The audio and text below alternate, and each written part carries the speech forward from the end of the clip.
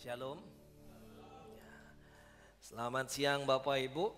Puji Tuhan kita boleh belajar kembali satu kebenaran firman Tuhan.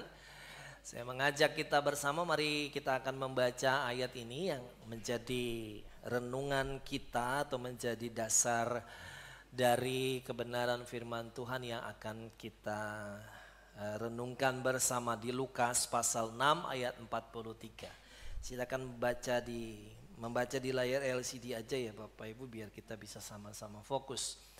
Oke, mari kita membaca 2-3. Karena tidak ada pohon yang baik yang menghasilkan buah yang tidak baik, dan juga tidak ada pohon yang tidak baik yang menghasilkan buah yang baik. Ini sebuah prinsip atau sebuah kebenaran yang firman Tuhan bagikan, sampaikan kepada kita, bahwa tidak ada pohon yang baik itu menghasilkan buah yang tidak baik. Secara idealnya seperti itu ya Bapak Ibu Saudara, dan ayat ini juga sudah sering kita baca, sering kita dengar. Tapi mari kita melihat sebuah realitanya. Apakah kita sebagai pohon yang baik itu memang benar-benar menghasilkan buah yang baik? Nah, kalau kita melihat dalam realitanya Bapak Ibu, belum tentu. Bisa saja buah yang kita hasilkan ini tidak baik. Buah yang kita hasilkan dalam kehidupan kita dirasakan tidak nyaman atau tidak enak bagi orang lain. Apa buah itu? Perbuatan kita, perkataan kita, tingkah laku kita yang dapat dirasakan oleh orang lain. Harusnya buah yang baik itu mengeluarkan pohon yang baik itu harusnya mengeluarkan buah yang baik, tapi realitanya tidak seperti itu. Nah, untuk itu mari kita merenungkan kenapa realita itu tidak seperti prinsip dari kebenaran firman Tuhan. Kan kita perlu untuk tahu ya Bapak Ibu Saudara, beberapa bagian dari kebenaran firman Tuhan. Firman Tuhan bilang A, tapi kenapa ya realita yang terjadi adalah B. Kita akan melihat Bapak Ibu Saudara, dan saya akan membagikan kebenaran firman Tuhan ini untuk kembali meneguhkan, meyakinkan kita sebagai pohon yang baik. Tapi kita akan melihat dari satu sisi, yaitu dosa. Baik, mari kita melihat dulu yang bagian yang pertama ini. Allah menciptakan kita secara mendasar. Hakikat itu yang paling dasar, bahwa manusia itu sebenarnya harusnya menjadi pohon yang baik secara mendasar. Apa alasannya Bapak Ibu Saudara? Begini, waktu Allah menciptakan manusia, firman Tuhan menuliskan bahwa Allah menciptakan manusia itu menurut gambar dan rupa Allah. Kita diciptakan menurut gambar dan rupa Allah.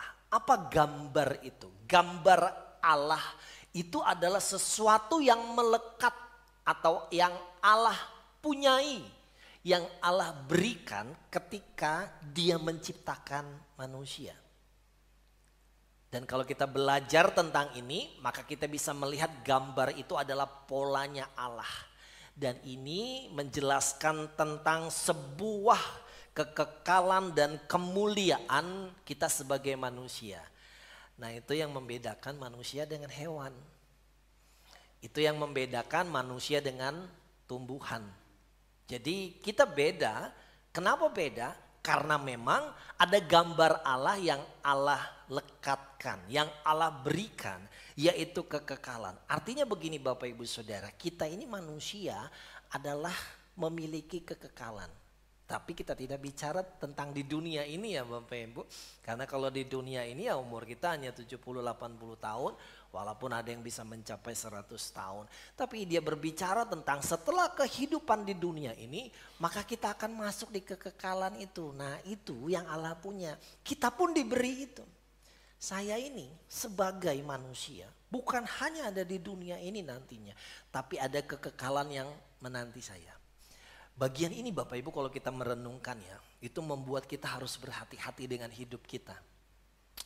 Karena hidup kita di dunia ini, kalau kita tidak betul-betul percaya kepada Tuhan Yesus, menyerahkan hidup kita sungguh-sungguh kepada Tuhan Yesus, memang ada dua kekekalan yang menunggu kita. Bahasa yang mudah dimengerti begini, ada dua tempat yang akan menunggu kita, yaitu heaven or hell. Surga atau neraka yang kekal. Itu yang menanti manusia nantinya setelah kita tidak ada di dunia ini. Jadi kita ini kekal. Nah kalau misalnya hewan seperti apa? Ya hewan kalau sudah Tuhan panggil, sudah mati ya Bapak Ibu Saudara. Ya udah hidupnya habis di situ. Dia tidak punya gambar Allah, dia tidak punya kekekalan Allah yang diberikan kepada makhluk selain manusia. Dan manusia memiliki itu Bapak Ibu. Itu dasar hidup kita. Allah menaruh kekekalannya, apa yang ada dalam diri Allah ditaruh di dalam kehidupan kita. Bukan hanya kekekalan dan kemuliaan itu, Allah juga menciptakan manusia serupa. Artinya bahwa kita punya benih karakter Allah. Allah punya karakter dan karakter itu diberikan kepada manusia dalam rupa benih. Artinya bahwa itu perlu ditumbuhkan di dalam kehidupan kita. Nah Allah yang luar biasa karakternya, kita juga punya. Kita juga punya karakter yang Allah punya ternyata walaupun itu dalam bentuk benih tapi ada di dalam kehidupan kita. Makanya firman Tuhan kalau mengajarkan kepada kita tentang mengampuni, kamu bisa kok mengampuni. Saya tidak bisa mengampuni, bisa. Bisanya itu karena ada karakter Allah itu. Kalau Allah hanya melihat manusianya, kita nggak bisa. Kita nggak mampu mengampuni orang yang menyakiti kita itu, manusia nggak akan mampu. Tapi kan waktu Allah menciptakan kita, dia menanamkan benih karakternya itu. Itu yang dimaksud oleh firman Tuhan. Walaupun manusia berpikir nggak mungkinlah manusia bisa melakukannya. Tapi kenapa firman Tuhan memerintahkan kita seperti itu? Karena Allah melihat dari perspektifnya Allah bahwa manusia diberikan karakternya. Ada karakter Allah dalam diri manusia. Itu yang memampukan kita sebenarnya. Terus kenapa nggak bisa? Kenapa malah kita berbuat jahat di dalam kehidupan kita? Nah itu yang kita mau bicarakan sekarang ini. Bahwa dosa itu telah merusak semuanya. Hakikat itu gambar dan rupa Allah yang Allah berikan secara mendasar dalam kehidupan kita. Maka kita disebut pohon yang baik itu rusak. Gara-gara manusia berbuat dosa. Maka rusaklah semuanya itu. Dosa itu memang punya sifat merusak. Tidak ada dosa yang sifatnya tidak merusak. Ingat ya Bapak Ibu, dosa itu sifatnya merusak. Jadi kalau kita hidup dalam dosa, kita berbuat dosa, maka sifatnya pasti merusak. Itu dosa. Waktu dosa itu ada di dunia ini, manusia menjadi rusak. Adam dan Hawa menjadi rusak. Nanti kita melihat apa yang dirusak oleh dosa dalam kehidupan kita. Kita melihat dulu cara pandang kita itu menjadi rusak. Perspektif kita terhadap lingkungan sekitar kita menjadi rusak. Orang-orang yang kita pikirkan baik sekarang kita mulai pikirkan tidak baik. Kenapa ada niat hati manusia itu menjadi jahat? Bahkan dosa itu menjadi nucur ya. Nucur itu artinya Bapak Ibu Saudara, sesuatu yang memang diwariskan oleh generasi yang ada di atas kita. Mari kita buktikan ya Bapak Ibu. Anak-anak, saya yakin ini tidak ada orang tua yang mengajarkan anak usia 1 tahun, 2 tahun untuk berbohong. Betul kan Bapak Ibu? Ada orang tua yang mengajarkan anaknya umur 1 sampai 2 tahun berbohong? Ada apa enggak? Saya bicara sama keyboard aja. Nggak ada kan? Pasti kita ajarkan nggak boleh bohong walaupun orang tua bohong. Tapi pasti kita ajarkan anak kita tidak berbohong. Tapi kenapa anak kita bisa berbohong? Kamu yang ambilnya? Enggak. Kamu makan permennya? Padahal masih ada permen di mulutnya. Siapa yang ngajarkan itu Bapak Ibu? Sejak manusia jatuh dalam dosa, manusia cenderung berbuat dosa. Dan itu menjadi satu bawaan dalam kehidupan manusia. Gak perlu diajarkan seorang bisa berbuat dosa. Anak-anak kecil bisa berbuat dosa. Dia bisa marah, dia bisa memukul. Siapa yang ajarkan? Orang tua tidak pernah ajarkan mereka. Tapi manusia ketika jatuh dalam dosa, manusia punya kecenderungan untuk berbuat dosa. Pikirannya jadi rusak, perspektifnya jadi rusak. Dia mulai menghakimi orang lain. Oh, ini bisa beli mobil baru. Ah, enggak mungkin lah. Ini saya tahu ini golongannya cuma golongan 2. Bisa golongannya 2, gajinya mungkin sekitar 5-8 juta. Enggak mungkin dia bisa beli mobil. Wah, ini pasti dia mengambil uang orang lain dan sebagainya. Kita mulai menghakimi orang lain. Wah, itu pura-pura aja itu dia senyum dengan kita padahal hatinya enggak bagus dengan kita. Oh, kita mulai menghakimi. Kalau kita menghakimi orang satu, Bapak Ibu Saudara, maka kita akan mendapat penghakiman 2. Kalau Bapak Ibu mau tahu jawabannya, kenapa ya orang bisa menghakimi saya? Karena kita sudah menghakimi. Alkitab bilang begini, takaran yang kita pakai untuk menakar orang lain akan dikembalikan kepada kita. Jadi kalau tidak mau dihakimi orang lain, jangan menghakimi. Tapi karena manusia sudah rusak, manusia dengan mudah untuk menghakimi. Itu sepatunya pasti mahal. Itu bukan, itu sepatunya KW. Macam-macam kita mulai menghakimi orang lain. Karena apa? Karena dosa memang merusak. Jadi sesuatu yang baik dalam diri manusia itu dirusak oleh dosa. Nah, kita melihat sekarang dampak dari dosa yang merusak itu ya, untuk kita kembali menghubungkan dengan kenapa kita nggak bisa menghasilkan buah. Bapak Ibu, ketika Adam dan Hawa berbuat dosa dengan memakan buah yang terlarang itu. Jadi dia makan buah yang terlarang itu ya Bapak Ibu. Kemudian mereka tahu, mereka telanjang, mereka tahu bisa membedakan yang baik dan yang benar. Kemudian mereka takut. Waktu Tuhan datang, Allah datang di taman itu mencari mereka. Apa yang mereka lakukan? Mereka bersembunyi dan menjauh dari Tuhan. Dosa, dampak dari dosa itu membuat orang menjauh dari Tuhan. Jadi kalau kita saat ini mulai menjauh dari Tuhan, menjauh dari Tuhan itu bukan berarti jauh dari gereja. Ya kasihan yang rumahnya di Tanah Merah, di Lojanan, paling jauh dari gereja, paling jauh dari Tuhan. Bukan, mereka yang sudah gak pernah berdoa lagi. Mereka yang sudah gak pernah bersekutu lagi. Berdoa itu gak dihitung doa makan ya Bapak Ibu. Kalau doa makan pastilah Bapak Ibu berdoa. Ya tapi kadang-kadang doa makan juga lupa Pak. Ya sudah, apa boleh buat. Gak pernah baca Alkitab lagi. Bahkan Alkitab di handphonenya itu kalau dilihat kapan sih aplikasi ini terbuka. Kalau cuma hari Minggu. Berarti dia cuma membuka aplikasi Alkitab kalau hari. Berarti memang gak pernah baca Alkitab. Gak pernah berdoa. Nah ujung-ujungnya gak pernah ke gereja. Itu orang yang mulai menjauh dari Tuhan. Dan kalau itu terjadi karena apa Bapak Ibu? Karena dosa. Dan kalau orang yang menjauh dari Tuhan, maka sebenarnya dia sedang mendekat kepada, cuma ada 2 kutub kok. Kita dekat dengan Tuhan atau kita dekat dengan dosa. Kalau kita tidak dekat dengan sini berarti ya kita dekat dengan yang satunya. Itu aja kan, simpel untuk berpikir ya Bapak Ibu. Coba cek Bapak Ibu Saudara, lihat. Mereka yang sudah tidak pernah ke gereja, kecenderungan berbuat jahatnya itu lebih tinggi dibandingkan orang yang punya waktu untuk ibadah.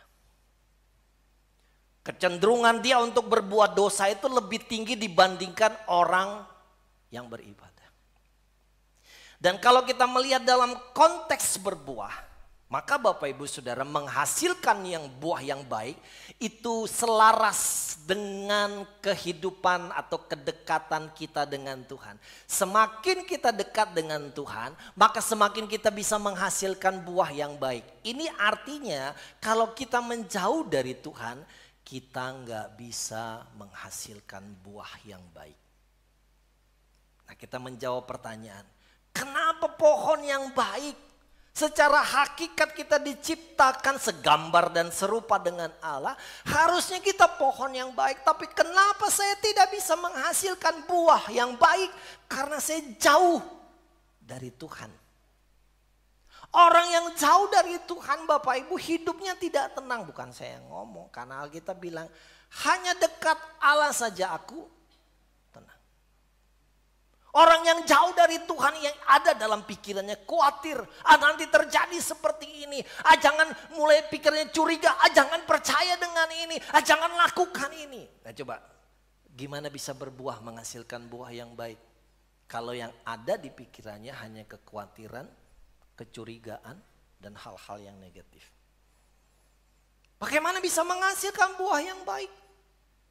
Kalau kita menjauh dari Tuhan, ibadah nggak pernah, atau ibadah sekali-kali dalam setahun itu berarti 2 kali, sekali-kali berarti 2 kali dalam 2 tahun, berarti pas Paskah dan Natal. Ya kan Bapak Ibu, 2 kali aja. Dia datang, oh pas Paskah ada Jumat Agung saya datang, pas Natal saya datang. Jadi itu yang ibadahnya sekali-kali, jadi 2 kali aja setahun.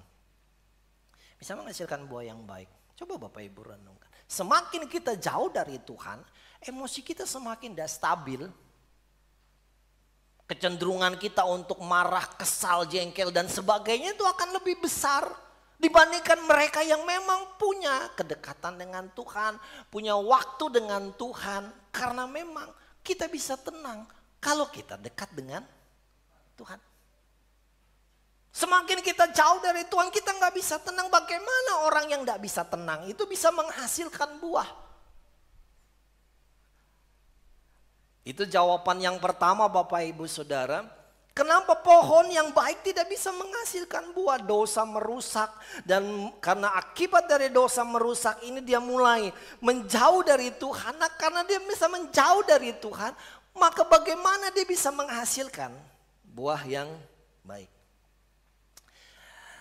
Hari-hari ini pertanyaannya Bapak Ibu Saudara, siapa yang tidak pernah berdoa lagi? Siapa di antara kita yang hari-hari ini tidak pernah baca Alkitab lagi? Atau siapa di antara kita yang saat-saat ini kita mulai enggan untuk beribadah? Itu semua dampak dari dosa dalam kehidupan kita. Saya ingin Bapak Ibu memahami dan menyadari diri, itu berbahaya bagi kehidupan diri kita. Dan mari kita menyadari supaya kita bisa menghasilkan buah. Kemudian ya Bapak Ibu Saudara, kembali cerita tentang Adam dan Hawa waktu dia jatuh dalam dosa. Tuhan tanya kepada Adam, apakah engkau makan buah yang kularang untuk dimakan? Apa jawaban Adam? Adam tuh enggak bilang iya atau tidak. Yang dilakukan oleh Adam, dia salahkan perempuan. Perempuan yang engkau berikan kepadaku. Ini kan menyalahkan Allah. Dalam arti begini ya, kita bisa berpikir terbalik untuk bisa melihat ini. Kalau perempuan tidak dikasih, Hawa tidak diberikan kepada Adam, maka Adam tidak berbuat dosa. Betul ya Bapak Ibu? Betul enggak? Kira-kira bisa terjadi seperti itu enggak? Kalau Tuhan tidak memberikan Hawa, kira-kira Adam jatuh dalam dosa atau tidak? Tidak. Berarti wanita yang di sebelah kita itu kalau tidak diberikan kepada kita, kita tidak jatuh dalam dosa yang pria. Coba bilang sama pasangannya.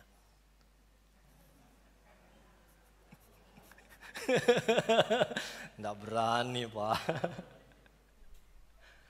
Manusia mulai saling menyalahkan. Adam bukan salahkan Hawa aja, Adam salahkan Tuhan. Gara-gara Tuhan kasih istri. Nah, kita nggak boleh juga menyalahkan istri kita kan. Kalau kita salahkan istri kita, wah tidur di ruang tamu. Nah ada yang masak nanti ini. Tuhan, Adam salahkan Tuhan. Gara-gara perempuan yang kau kasih ini Tuhan. Dia yang menyuruh aku makan. Wah Hawa gak mau kalah. Laki-laki punya satu alasan, wanita punya 10 alasan. Itu gara-gara ular yang menyuruh aku makan. Manusia mulai menyalah-nyalahkan. Coba kita cek lagi kembali dalam realita kita. Kalau ada sebuah masalah, betul gak kalau kita itu saling menyalahkan dulu? Ah ini gara-gara kamu sih. Coba kamu dengar apa yang ku bilang. Coba mama dengar apa yang papa bilang. Coba papa dengar apa yang mama bilang. Kita marah sama anak kita. Coba dengar apa yang orang tua bilang. Kan sudah mulai saling menyalahkan. Itu terjadi enggak di keluarga kita? Atau mungkin cuma di keluarga kami aja. Keluarga bapak ibu aman-aman aja. Kita kan sudah mulai saling menyalahkan kan. Tanpa kita sadari, tindakan saling menyalahkan itu sudah terjadi ketika manusia jatuh dalam dosa. Nah kalau kita sudah saling menyalahkan, nah bagaimana kita bisa menghasilkan buah yang baik? Bagaimana kita bisa menghasilkan buah yang baik di tengah-tengah keluarga kita? Orang kita sudah mulai saling menyalahkan, kita salahkan keluarga kita salahkan orang tua kita salahkan pasangan hidup kita salahkan.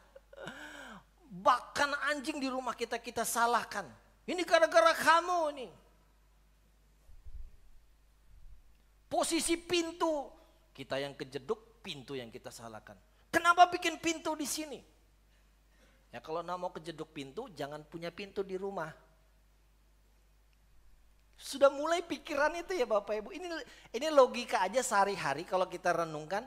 Iya ya, kita ini kalau sudah mulai berpikir seperti itu, gimana kita bisa menghasilkan buah? Kita bisa jadi berkat bagi orang lain. Kalau orang lain menuduh kita, bisa enggak ya kita enggak balik untuk menyalahkan dia? Nah itu kan menjadi pergumulan bagi kita. Kita yang masih hidup dalam dosa ini ya Bapak Ibu, itu jadi pergumulan besar bagi kita. Nah itu jawaban kenapa pohon yang baik tidak bisa menghasilkan buah yang baik. Karena ada faktor dosa yang membuat manusia itu menjauh dari Tuhan. Yang membuat manusia itu saling menyalahkan. Sehingga kita nggak bisa menghasilkan buah. Kalau sudah kita saling menyalahkan Bapak Ibu Saudara, nggak perlulah orang yang kita benci. Orang yang di sebelah kita yang kita salahkan pun, kita tuh malas untuk bisa berbuat baik, ngomong baik, berperilaku baik dengan dia. Karena kita sudah salahkan dia. Apalagi orang yang menyakiti kita, nggak mungkin. Karena kita orang yang dekat aja sudah kita salahkan. Padahal kita diciptakan segambar dan serupa dengan Allah. Hakikat hidup kita ini itu menjadi pohon yang benar tapi tidak bisa menghasilkan buah yang baik. Harusnya menghasilkan buah yang baik tapi yang justru dilakukan adalah saling menyakiti, saling menyalahkan dan sebagainya. Nah itu yang membuat manusia sebagai pohon yang baik itu sulit untuk bisa menghasilkan buah. Jadi Bapak Ibu, hakikat manusia sebagai pohon yang baik itu rusak karena dosa. Gambar Allah itu rusak. Rupa Allah, karakter Allah dalam diri kita rusak karena dosa.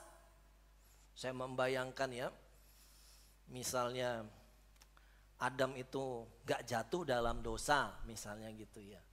Ya kan saya gak perlu minum obat tekanan setiap pagi. Gak perlu minum obat kolesterol. Asam urat kita aman aja walaupun makan kacang mente, makan melinju. Sekarang gak bisa. Gara-gara Adam ini sudah mulai menyalahkan. Ya memang orang berdosa pokoknya siapapun akan disalahkan. Makanya ada istilah dalam Indonesia, kambing hitam. Walaupun bukan hitam, pokoknya kita jadikan dia hitam. Itu namanya kambing hitam. Harus ada orang yang disalahkan dalam sebuah masalah. Betul enggak Bapak Ibu? Karena kita mulai pola berpikir, harus ada orang yang bertanggung jawab. Bahasa menyenangkannya begitu. Padahal bahasa, harus ada orang yang bersalah. Yang disalahkan karena sebuah masalah yang terjadi dalam hidup. Rusaklah karakter Allah di dalam kehidupan kita. Itu bukan hanya terjadi dalam diri Bapak Ibu, terjadi dalam diri saya. Jadi saya mengajak kita untuk kita memahami ini. Kenapa ya kok kita ini sulit menghasilkan buah yang baik? Jangan lupa bahwa hakikat manusia itu rusak gara-gara dosa. Nah sekarang apa yang kita bisa lakukan? Saya ingin membagikan dua hal ini ya Bapak Ibu. Yang pertama, Yohanes 1 ayat 9, ini ayatnya terkenal.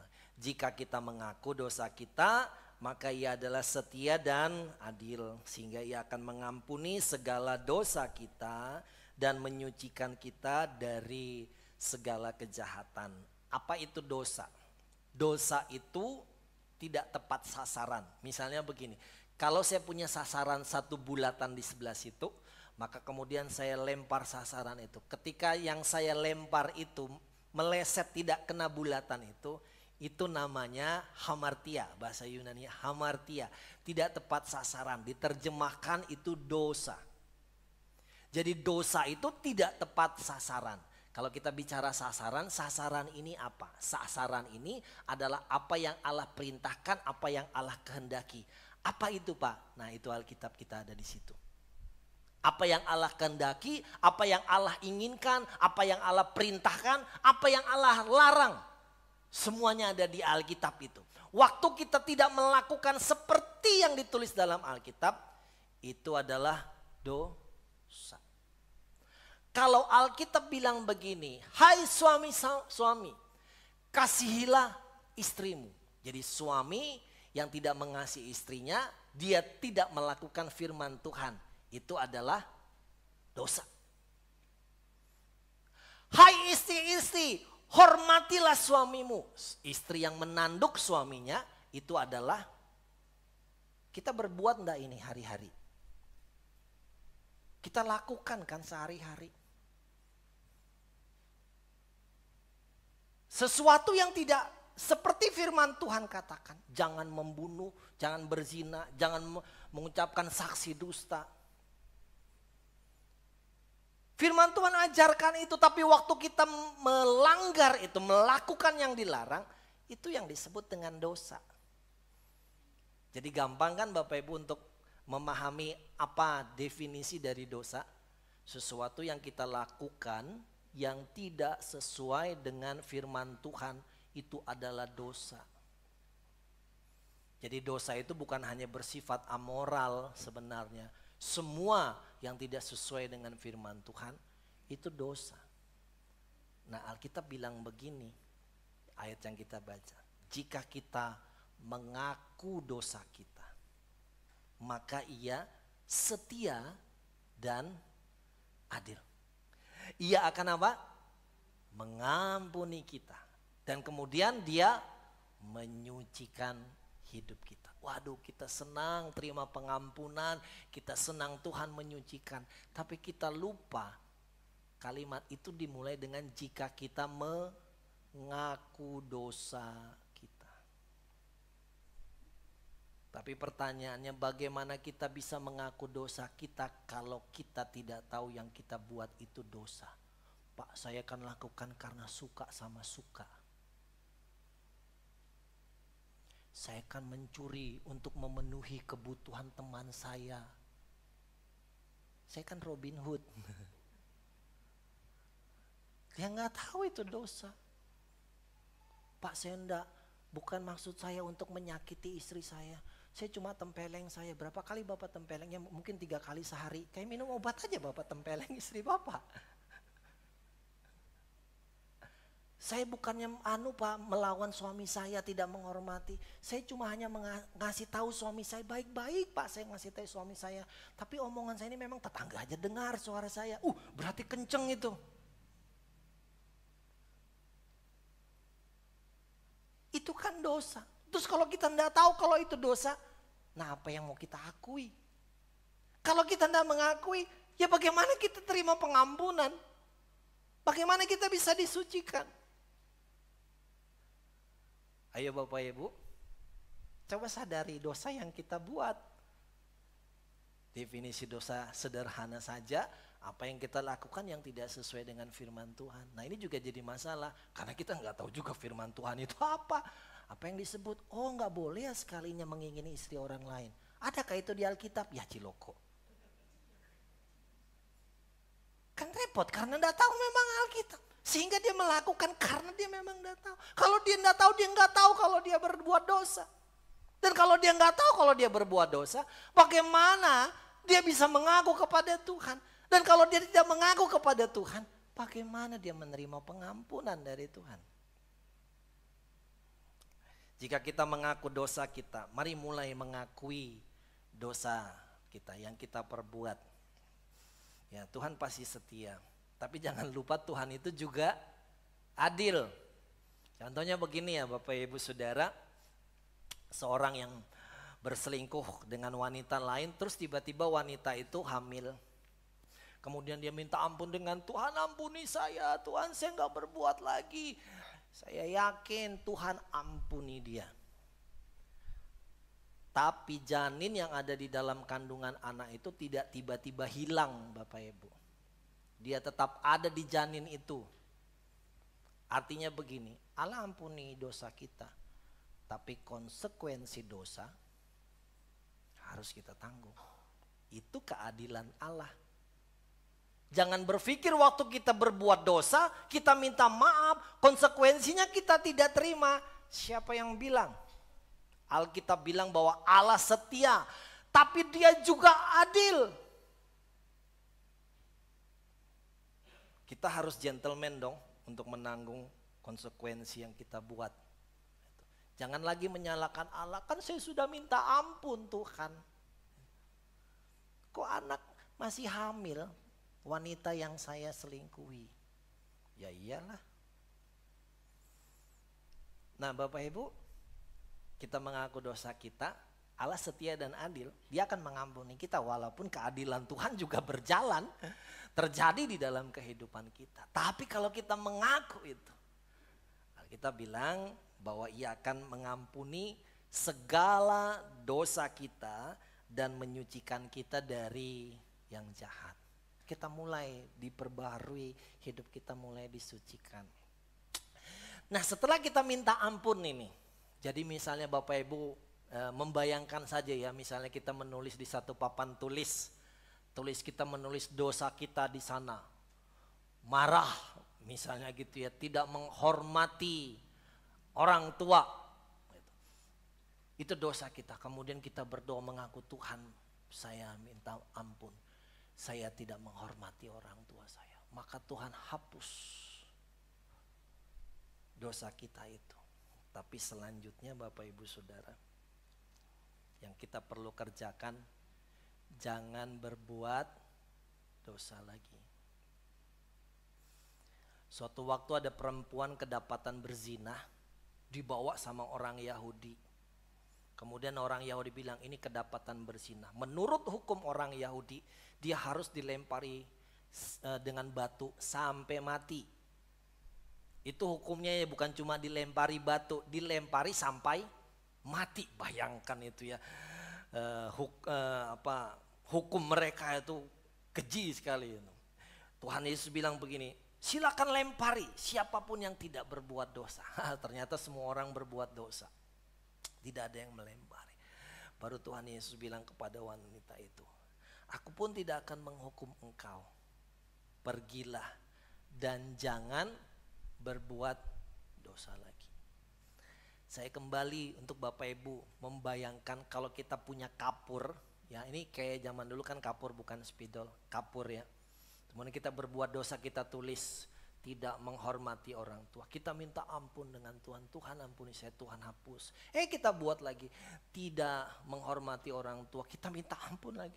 Kemudian Tuhan hapus lagi. Kira-kira kalau begitu kita bisa menghasilkan buah enggak?